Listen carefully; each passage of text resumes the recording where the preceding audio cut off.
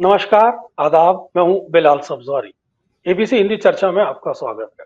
उत्तर प्रदेश का बजट सत्र पहले ही दिन हंगामे की भेंट चढ़ गया।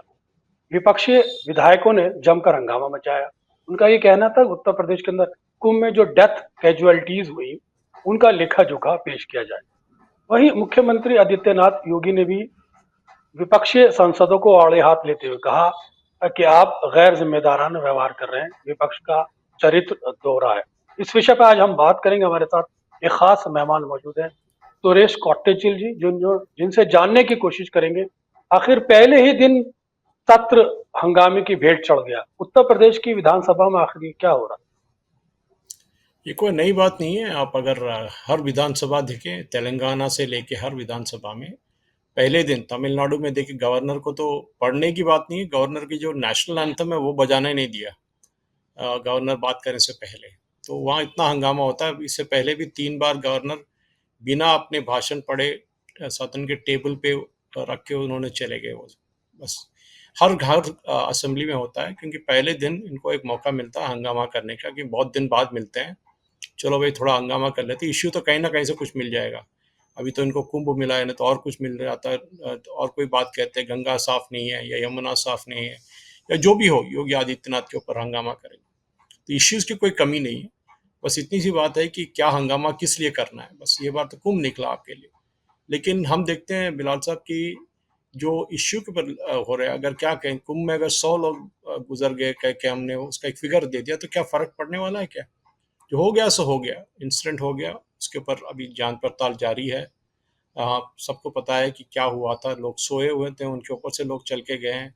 भीड़ इतनी ज़्यादा आ रहा है। आपको पता है कि अखिलेश यादव खुद मान रहे हैं कि 60 करोड़ लोग आए हैं, और वो कहते हैं कि उत्तर प्रदेश के मुख्यमंत्री झूठ बोल रहे हैं, कि वो कहते हैं कि 50 करोड़ ही आए हैं।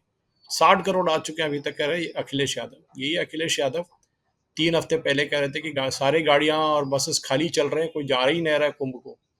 और जब वो टाइम पे फिगर 20 करोड़ बताया रहा था, उन्होंने कहा ये 20 तो है ही नहीं, 10 करोड़ लोग आए थे। तो इनको एक इश्यू का कुछ क्या कहते हैं, कमी है। अभी ये जो कुंभ का फिगर मिला है, उसमें मैं ये कहता हूँ, अगर योगी आदित्यनाथ खड़े होकर जाए, ठीक है भाई, 100 लोग गुजर गए। अब सोचिए बिलाल साहब, कोई आदमी गुजर जाता है तो उसके रिश्तेदार होते हैं। अगर योगी आदित्यनाथ के गवर्नमेंट ने कहा कि हम 30 लोग गुजर गए और 30 लोगों को हम 5-5 लाख दे रहे हैं, तो आप इनको आरटीए फाइल करिए कि कितने लोग गुजर गए, कितने लोगों को पैसा दिए, खत्म। उससे पता चल जाएगा कि 40 गुजर गए या 50 गुजर गए। नहीं तो हाईकोर्ट जाइए, आप हाईकोर्ट में केस डालिए कि हाईकोर्ट में पूछिए कि हमको फिगर चाहिए। क्योंकि कोई भी गुजर जाता है तो उसके रिश्तेदार होते हैं, उनको पता है कि ये लोग गुजर गए, तो आप उसको टोटल कर लीजिए, तो आपको एक नंबर मिल जाएगा। तो ये 30 या 50 या 100 के क्या एक गिनती में पूरा असेंबली सेशन को हंगामे में करने की कोशिश कर रहे हैं।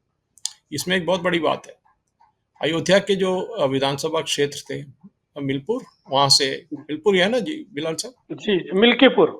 मिल्कीपुर से जो हार गए थे, वो सांसद बने हुए हैं अभी लोकसभा में। उन्होंने क्या कहा, अगर मैं मिल्कीपुर से, हमारे जो कांग्रेस के प्रत्याशी वो हार जाएंगे हमारे कैंडिडेट, तो मैं इस्तीफा दे दूंगा लोकसभा के। इस्तीफा किया उन्होंने? इस्तीफा दिया? अभी तक नहीं दिया ना, वो भूल गए वो बात को। तो ये मिल्कीपुर में जो हुआ है, ये एक बहुत बड़ा झटका है कांग्रेस के लिए, क्योंकि खुद का जो सीट था वो हार गए वो। और इससे पहले जब बीजेपी हार गई थी अयोध्या में, तो कहने लगे कि अयोध्या के लोग तो राम मंदिर में कोई विश्वास ही नहीं करते, देखिए आपको हरा दिए। तो ये बात है बिलाल साहब की, इश्यू पे है, क्योंकि उत्तर प्रदेश का इलेक्शन अगले 1 साल 1.5 साल में होने वाला है। तो उससे पहले बिहार आने वाला है। तो इश्यूज के ऊपर अभी लड़ाई शुरू हो गई ऑलरेडी, और समाजवादी पार्टी को अभी इस बार लग रहा है कि वो अकेला लड़ना पड़ेगा, क्योंकि कांग्रेस का तो कोई नामो निशान नहीं है। दिल्ली में हमने देखा था, जैसा केजरीवाल ने बिल्कुल कह दिया, भाई हम तो अलग जा रहे हैं, आपके साथ कोई रिश्ता ही नहीं हमारा। तो हंगामे का यही बात है, लेकिन कोई नई सी बात नहीं। हर असेंबली में, आंध्रा में हुआ है था, तेलंगाना में हुआ था, तमिलनाडु में होता है, कर्नाटक में होता है, हर जगह होता है, केरला में भी होता है। पहले दिन जब गवर्नर आते हैं पढ़ने के लिए, उस दिन सारे हंगामा कर देते हैं। तो क्योंकि आप, एक ही बात है, आप सारे जो टेलीविजन चैनल है, अब तो एक केरला में जैसे वहाँ एक ही चैनल बनता है, यहाँ भी एक ही चैनल चलता है तेलंगाना में, वो एक चैनल को बंद कर दीजिए आप, या सिर्फ स्पीकर की तरफ पलटा के म्यूट करके रख दीजिए साउंड को। कोई हंगामा नहीं होगा असेंबली में, सब चले जाएंगे। अब प्रॉब्लम क्या है कि ये लोग हंगामा जब करते हैं तो टेलीविजन कैमरा उस तरफ घूमता है, तो उनको पब्लिसिटी चाहिए। अगर आप कहेंगे कि कोई हंगामा नहीं हुआ, किसको पता चलेगा हंगामा नहीं हुआ हुआ जब आप कोई शॉट ही नहीं दिखाएंगे असेंबली के, या कोई आवाज़ ही नहीं करेगा, कोई म्यूट में लगा दिया कैमरा को। तो यही बात है कि हंगामा इसलिए करते हैं कि उनको पब्लिसिटी चाहिए। आप जी और मैं उस बात पे डिबेट कर रहे हैं, यही यही इसका एक एग्जाम्पल है। अगर वो कुछ न्यूज़ बाहर ही नहीं आया तो हम क्या किस इस बात पे डिबेट ही नहीं करते हैं, हम तो और जी कुछ टॉपिक लेके बात करते हो। यही है, जी बस उनको पब्लिसिटी चाहिए। आप बिलाल और सुरेश कोचाटिल ने मिलके बात किया, डिबेट किया, देखिए अभी हम तो कुछ नहीं, अभी बाकी चाहे वहाँ तो लोकल चैनल में तो पूरा हंगामा चल रहा होगा, ये सारे विजुअल दिखा रहे होंगे एक के बाद एक के बाद एक। तो मुझे कुछ नई बात नहीं लग रही इसमें बिलाल साहब। हाँ, लेकिन सुरेश जी, आपने बड़ी महत्वपूर्ण बात की कि समाजवादी पार्टी उत्तर प्रदेश में अकेले चुनाव लड़ेगी।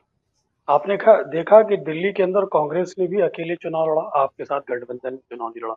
उसका हबशर देखते हैं कि आप पार्टी हार जाती है। आप क्या एनालाइज करते हैं कि अगर उत्तर प्रदेश में कांग्रेस भी अकेले लड़ जाएगी तो समाजवादी पार्टी फिर हार जाएगी? क्या आपका इस तरह एनालिसिस है, या फिर पीडीए का जो फार्मूला है वो ज्यादा एग्जिस्ट करता है, स्ट्रांग है वहां? ये क्या बात है कि संभावना देखते हैं? कांग्रेस से ज्यादा वोट तो मायावती को मिलते हैं, वोट परसेंटेज बेसिस पे। ठीक है सर, कम हुआ है लास्ट 2 इलेक्शन में, उनके वोट परसेंटेज घटते जा रहे हैं। लेकिन कांग्रेस के पास इतना वोट भी नहीं है कि वो आके कहे कि समाजवादी पार्टी को हम सपोर्ट नहीं देंगे तो समाजवादी पार्टी हार जाएंगी, ये कभी नहीं होने वाला। आप अंग्रेजी में कहते हैं how much of votes do you bring to the table to the alliance. और कांग्रेस के पास हमने देखा था दिल्ली में यही हुआ था, उनके पास 4 से 6% को वोट मिले उनको, 4 से जी बढ़कर 6%। लेकिन वो ऐसा ये कर रहे थे कि सेलिब्रेट कर रहे थे कि जैसे वो इलेक्शन जीत गए। हम्म, उनको यही है बस, हमने नहीं जीता, आम आदमी पार्टी हार गई, ये हमें चाहिए, बस बीजेपी जीत जाए हमें कोई फर्क नहीं पड़ता। जी उत्तर प्रदेश में भी यही हाल होने वाला है। उत्तर प्रदेश में भी आप देखेंगे जैसे इलेक्शन नजदीक आएगा एक कम्युनल डिवाइड शुरू होने जाएगा, असदुद्दीन ओवैसी पहुंच जाएंगे। समाजवादी पार्टी अगर हाथ भी मिला लेंगे कांग्रेस के साथ तो कांग्रेस को बहुत कम सीट देंगे, क्योंकि उनको पता है, जैसा उमर अब्दुल्ला को जम्मू कश्मीर में पता चल गया कि कांग्रेस को सीट देने से कोई फर्क नहीं पड़ता। महाराष्ट्र में हमने देखा यही हाल हो गया कि महाविकास जी आघाड़ी में वही वही प्रॉब्लम हो गई। तो कांग्रेस को जहां जहां कांग्रेस वोट लेके आना चाहती है नहीं कर पाती। आप देखिए अब बिहार आने वाला है, बिहार में नंबर 1 पार्टी तो अगर वो अलायंस की बात करें तो तेजस्वी का पार्टी है, आरजेडी है। जी एक तरफ बीजेपी एक तरफ आरजेडी। लेकिन कांग्रेस कहाँ है वहाँ, कहीं कांग्रेस वो जूनियर पार्टनर है उधर। वही हालत है झारखंड में, वही हाल होगा यूपी में। आप सोचिए, कांग्रेस कहती है अपने आप को मैं हम एक नेशनल पार्टी है। हम्म, भैया आप अगर नेशनल पार्टी है तो आप उनसे ज्यादा सीट आप लड़ना चाहिए ना। आप तो जी जूनियर पार्टनर बन के बैठे। एक या दो राष्ट्र में लोग, तेलंगाना एक है, कर्नाटक एक है, जहाँ कांग्रेस एक अकेली लड़ती आ रही है।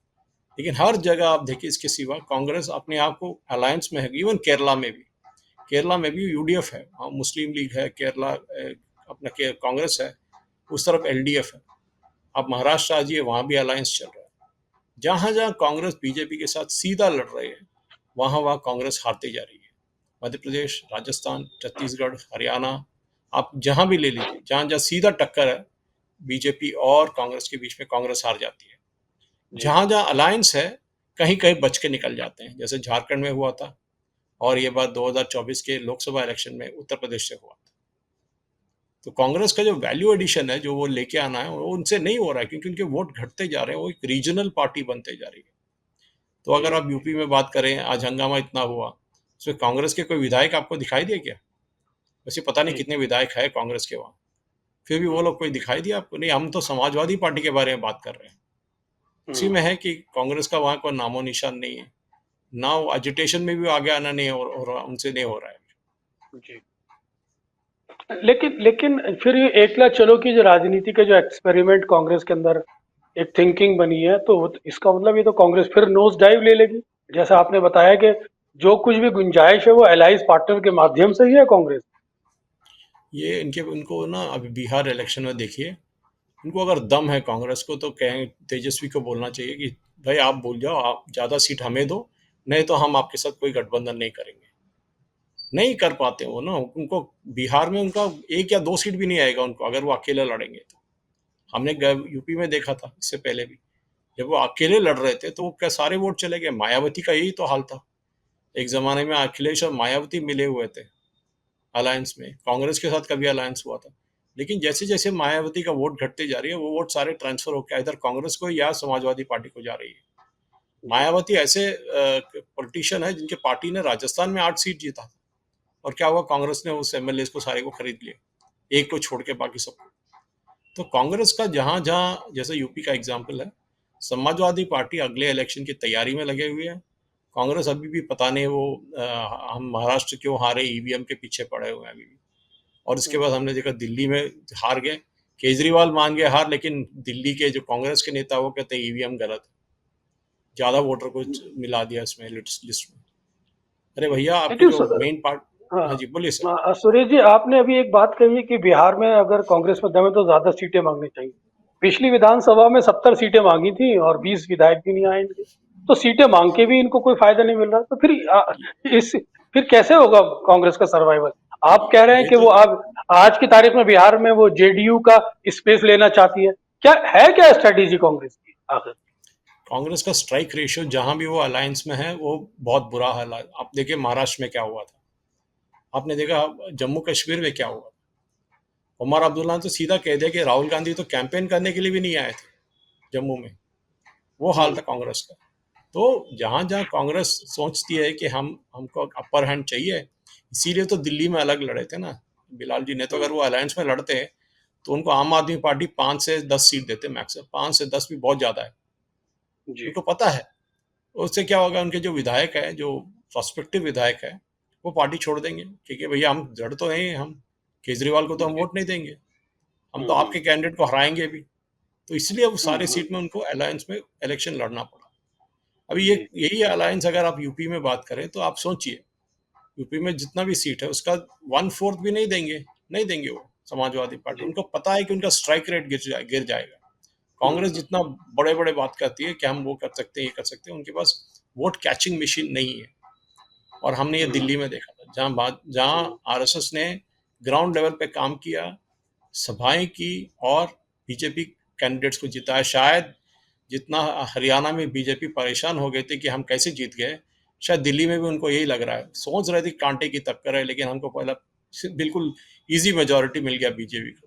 तो यही हाल है कि बीजेपी भी जी। परेशान होती है कभी कि क्या हो रहा है भाई, हम तो जीतने वाले नहीं थे लेकिन जीत गए। तो इसलिए राहुल जी। गांधी को क्रेडिट देना चाहिए कि हर जब वक्त जब बीजेपी हारने के कगार पे खड़ा है, कांग्रेस को जीत के लेके आती है वो।